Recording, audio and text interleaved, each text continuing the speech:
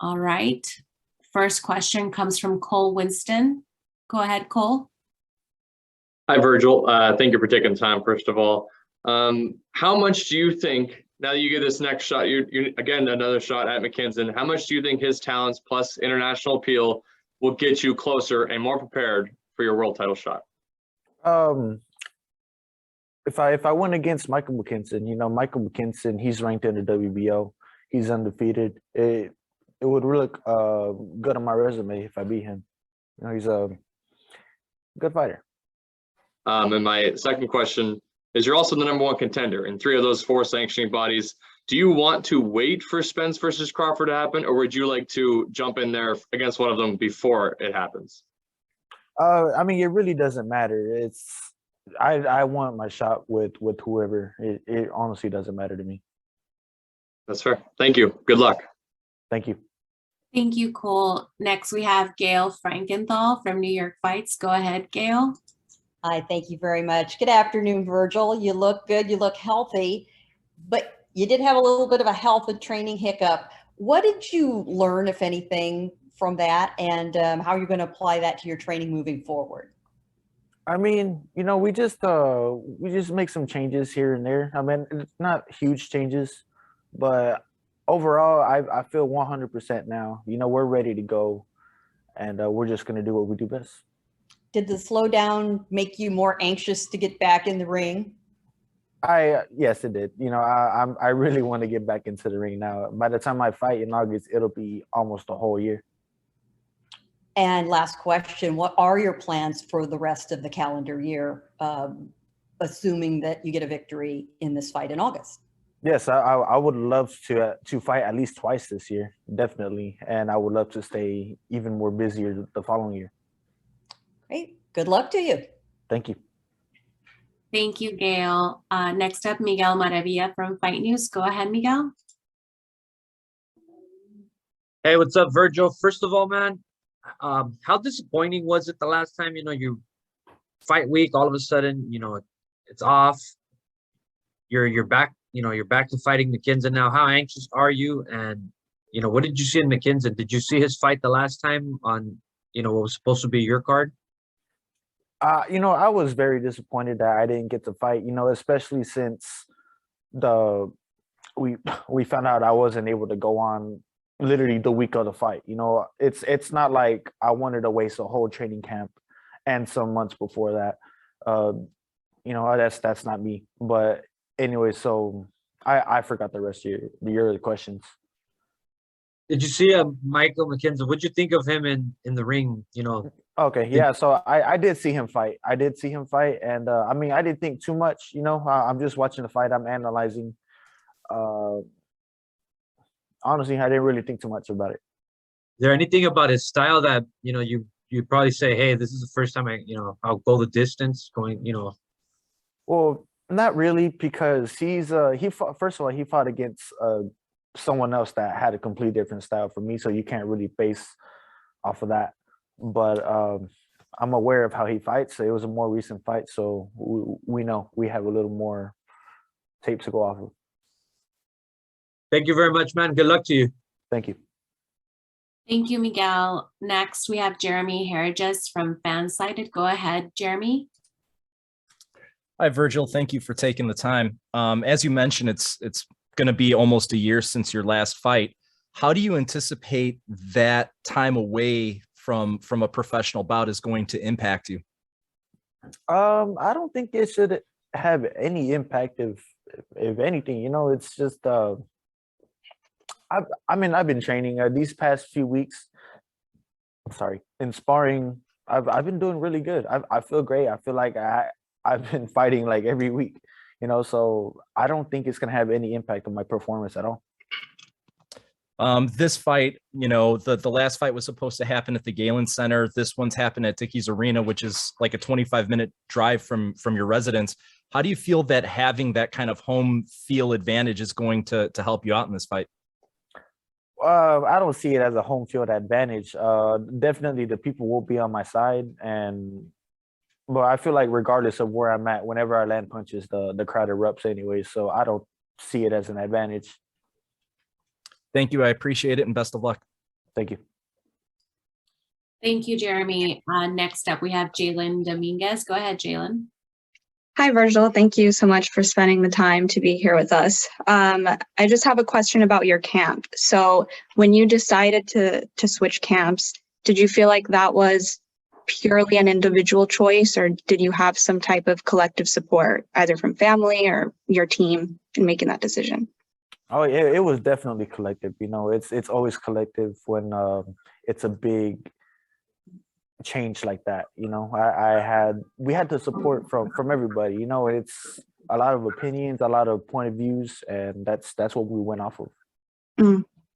What would you say has been the most significant change in terms of the more education that you've gotten from switching camps, and anything that you've noticed in your skill set that has changed from that?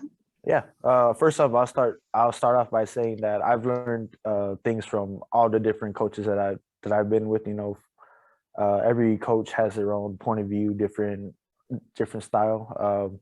One thing I've learned from Manny is like, be really explosive with your punches. You know, don't waste time to react. Don't think about it, because if you think about it, you know, you get stuck, and then, you know, you can make a mistake off of that. Thank you. Thank you. Thank you, Jalen. Next, we have Chris from TV Boxeo. Go ahead, Chris. Buenas tardes, champ. Estamos feliz que estás de regreso.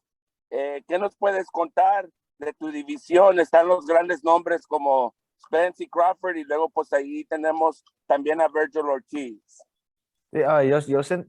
Yo siento muy orgulloso para estar con ellos, porque ellos son muy grandes peleadores, sí, y por eso yo tengo mucho orgullo. Vergil, you can answer in English if you like. I gotta practice. Okay.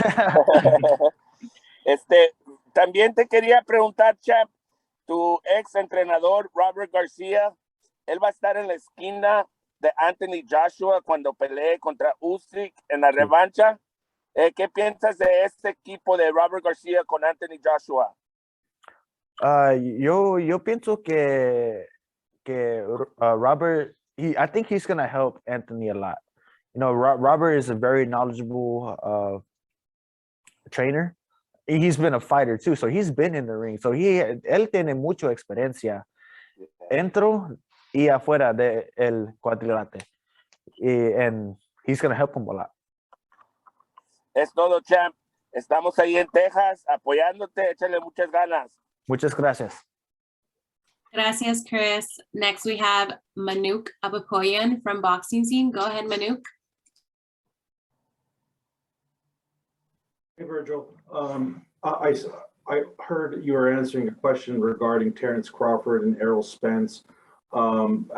First off, how do you see that fight unfolding? Who do you think wins, and how? And then I'm not sure. You know, it honestly really is a 50-50 fight to me. I feel like they're both good at what they both do. You know, they both can be southpaws. Errol's a southpaw, and Crawford, you know, he switches. He's a switch hitter. We're just gonna have to wait and see. I really don't know. They're obviously the roadblock to your title shot. Do you feel that the only way for you to get a title at 147 is when they decide to vacate? I hope not. I really do hope that I get the chance to fight at least one of them. So I hope that's not the case. And regarding this fight with Mckinson, what did you, considering you saw him train to fight you and he ended up, you know, fighting someone else, what did you see in him in that fight that perhaps you hadn't seen in your preparation leading up to it? I mean, honestly, there really wasn't a whole lot of, like, how do I say this, like, varying different things to look at. So I think everything that we expected, we saw. But at the same time, like I answered in another question, he went up against a different style fighter than what he would have fought against me. So I mean, we can't really say anything too much off of that. And are you disappointed that it ended up being him again for this fight. I know David Avanesian was a potential opponent. Can you take us through a little bit that? I know you commented on social media, but what happened with that fight falling through? Yeah, I mean, basically, I mean, I'm not the one sending the contracts or negotiating or anything like that. But from what my manager has told me, we sent them a contract.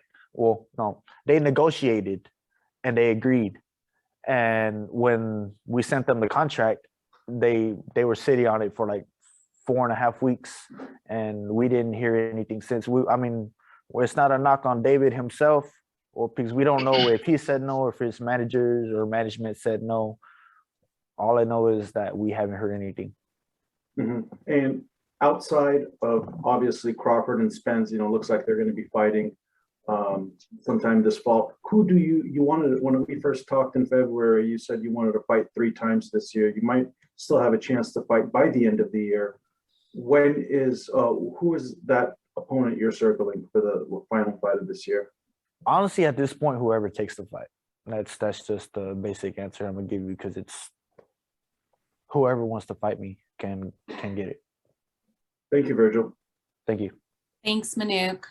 Next up, we have Michael Frank from Boxing Guru. Go ahead, Michael. Hey, Vergil, how are we doing today, man? I'm pretty good. How about you? Doing well, thank you. So we know that your father is pretty involved in training and management. Can you tell us the pros and cons of that relationship?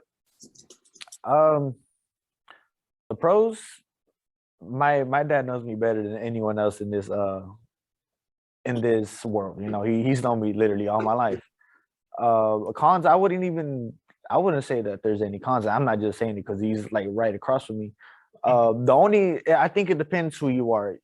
He pushes me to my limit and more. Some people can think of that as a con, but to me, I see it as he knows what I can do, and he's bringing it out of me. Gotcha. And we know that Hector Beltran is also heavily involved. Can you tell us what he brings to the table when it comes to training? Yeah, Hector Beltran, I think he's been with us since 2012. So it's been a decade now. He knows me. He's probably the guy that knows me the second best for my dad. And he brings a lot of knowledge. He brings a lot of point of views. I get mitts from both of them. They both have the same goal. But sometimes to reach that goal, sometimes you might need a different approach or a different point of view or something like that, And Hector was also a professional fighter. He has experience inside the ring as well. So he also brings that to the table, and I'm grateful for that. Gotcha. Thanks, Vergil. Good luck, man. Thank you. Thanks, Michael. Just a reminder, we're going to start wrapping this up. If you have a question, please raise your hand. The next question is from Christian Mosqueda. Go ahead, Christian. Hey, Vergil, how you doing, brother? Hey, I'm pretty good. How about you? Doing good, brother. Just to pick off that last question, you and your father and your team, you guys have been known to accept the guidance of many well-recognized coaches. What advice do you give to young fighters who have been trained by their fathers since they were kids when seeking outside guidance? Can you reword that? Okay, so if a young fighter has been with their dad throughout their whole career and you feel like they're plateauing, what advice do you give to that young fighter, in terms of their relationship to their dad if they want to seek, outside guidance? Well, see, it really does.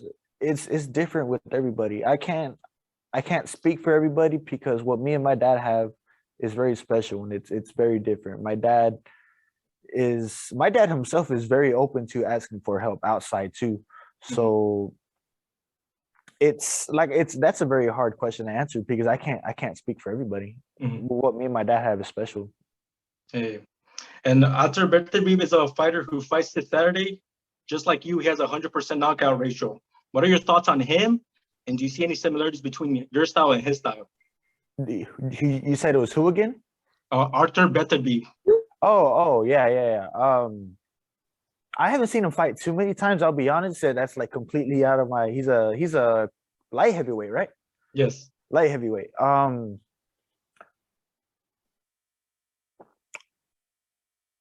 I think he gets hit too much. I'll be honest. I think that he's a good fighter. He's a really good fighter. Maybe a little less defensively responsible. I think if he were just to add a little bit more defense to him, he'd be set, honestly. But I think that he's a really good fighter, and that's that. Thank you, Vergil. Great to see you back, bro. Can't wait to see you fight soon. Thank you. Thank you. Thank you. Thank you, Christian. And our final question is going to come from Osiris Munir from Anak Entertainment. Go ahead, Osiris. Hi, Vergil. How are you? I'm pretty good. How about you? Good. Listen, I have always wanted to know, what are you guys doing for training these days? Is it still very, very the training that we experienced, Joe Frazier, Tyson, Ali, and those guys, or has technology changed the type of training, the efficiency of training, the timing of training? Has any of that changed since that time? It's changed a lot, definitely. I know that. As far as like machines or anything, we don't really use too many machines like that. I would definitely say the recovery process has gotten a lot better, because I know a lot of old coaches that used to say that sometimes they would pass out from trying to lose weight and all that the coaches would tell them not to drink water when they should have been drinking water. When you're losing weight, you have to drink a lot of water. Even in that those last few days, you have to drink a lot of water. So your body, you have to give water to lose water, So I feel like the recovery and just taking care of yourself, like physically, has changed a lot. As far as training wise, I think it's almost the same. Just put in the work. All right, thank you, Osiris. Vergil, any last words to the people in this virtual roundtable today before we conclude? I mean, just know that I'm back. I'm better. I'm stronger. And I'm more than happy, excited to be back in the ring August 6th. All right, thank you so much, Vergil. Thank you everyone for joining us today. Just a reminder, tickets go on sale on Thanks, Cecilia. Tuesday. Thank you, Osiris.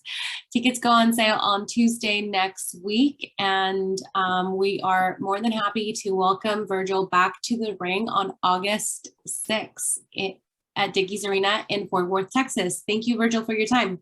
Thank you.